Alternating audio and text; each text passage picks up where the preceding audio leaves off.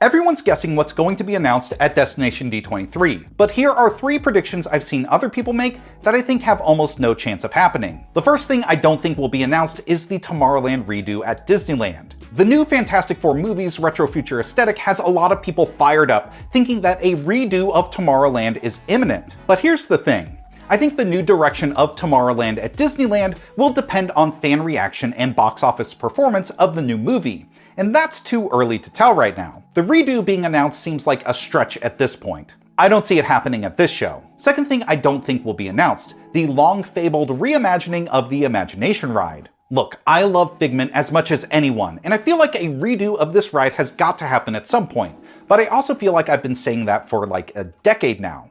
Also, the one year that I say it definitely won't happen makes that the year that it's most likely to happen, so I'm predicting this for selfish reasons. But Destination D23 in Orlando is Disney's smaller fan event compared to the huge D23 convention in Anaheim, and a new Figment ride feels big enough that they'd save it for that show. And speaking of big announcements that aren't happening, despite the fact that articles seemingly pop up about this like weeds, especially since Universal opened its new park, Disney's not going to announce a new park at Destination D23. As much as I'd love to be wrong about this, and Disney announces a park in Orlando that's basically Tokyo Disney Sea, but all Figment rides and people movers as far as the eye can see, that ain't happening. At least not this year.